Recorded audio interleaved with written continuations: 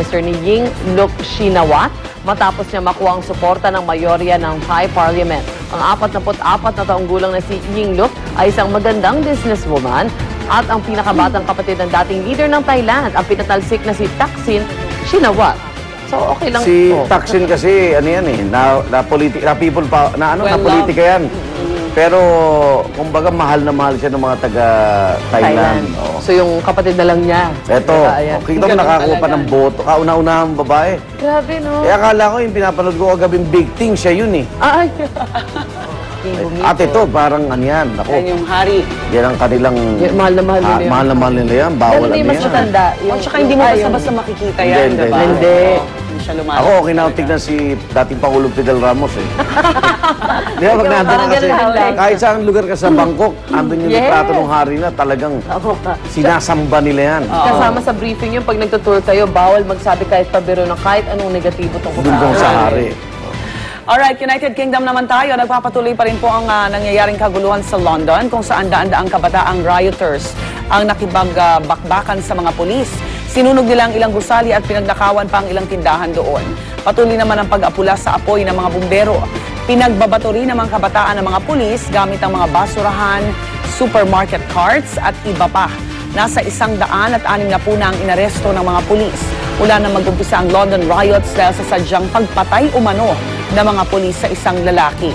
Ang nangyayaring kaguluhan ngayon, ilang milya lang ang layo mula sa Olympic Park kung saan gaganapin ang 2012 London Olympics. Samantala, pinaghahandaan ang pagdagsa ng mga excited na kabataan para sa World Youth Day. Ngayong Agosto, nagaganapin sa Madrid, Spain. Sa August 16 to 21, 100,000 delegates po ang inaasahang magtitipon-tipon doon mula sa iba't ibang bahagi ng mundo. Nasa 400 ang dadalo galing ng Pilipinas at ang pinakamapalad po sa kanila ay 3 na kabataan magsisilbing kinatawan ng Luzon, Visayas at Mindanao dahil uupo po sila malapit mismo katabi siya ni Pope Benedict XVI sa Youth Vigil. Ayon kay Joanna Pauline Manalo, Joanna Pauline parang John Paul siguro ay parte ng pagkakapili sa kanya ay dahil, pinangalan sa Simbahang Santo Papa, John Paul II siya. Yun na nga. Bago po rin malapit sa Santo Papa sina Maria Reynisa Cabual at si Yusef Ababacar Paglas. Naniniwala naman si Yusef na maaaring mamuhay magkasama at magkaisa mga Muslim at Kristiyano. Ayon kay Father Conigundo Garganta ng Episcopal Commission on Youth, kahit na ang Simbahang Katoliko nagpasimula ng World Youth Day, bukas po sa lahat ng pananampalataya ang pagdiriwang. Good luck! Good luck sa mga pupunta dyan, mga kabataan. Pag balik nyo rito, yan, bawas na adik. Hindi, siyempre, masabihan na nila yung mga kabataan natin. Mag-lecture sila. Bawal na gimmick.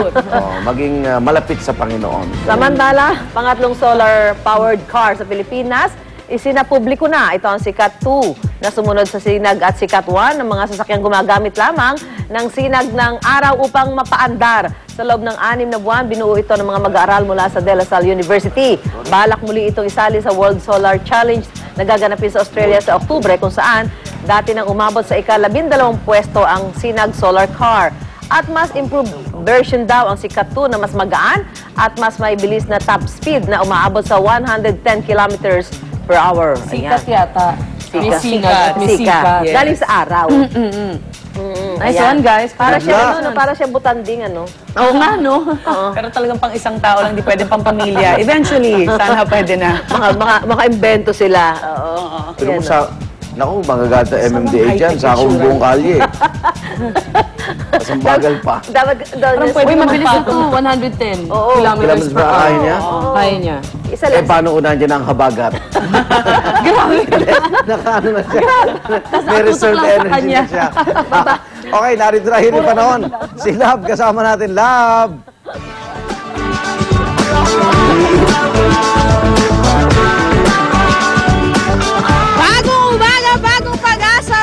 So eto na, mula sa Pag-asa, ang Mindanao po ay makakaranas ng tinatawag nating wind convergence. Ano po yan? Hangin po yan na umiikot o nagtatagpo sa isang lugar, kumikilos po yan ng paikot, at syempre nagdudulot po yan ng ulap at ulan. Kayo dyan makakaranas, Mindanao. Ang Luzon naman po, meron pong hanging habaga at hangin na dumaraan sa mga karagatan ng Timog Kanluran, Pilipinas.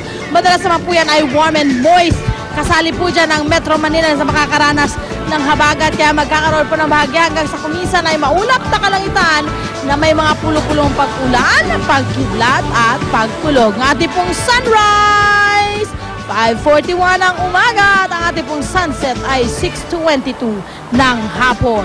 Narito naman po ang mga temperature and weather conditions sa iba pang bahagi ng Pilipinas. Tandaan niyo po mga kapuso, sa kahit ano pa mang hamon ng panahon, manatiling alerto at mahinahon. Belated happy birthday to my brother Louis Anuver and of course my beloved dad Nelson Canlas.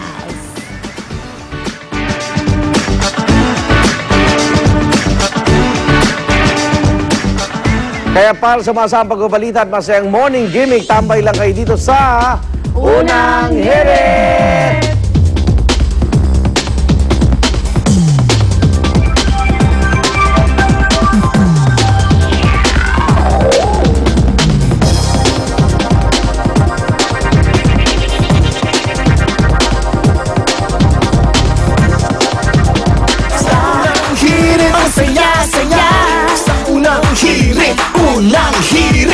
Unang hirit, magbulag ka. Unang.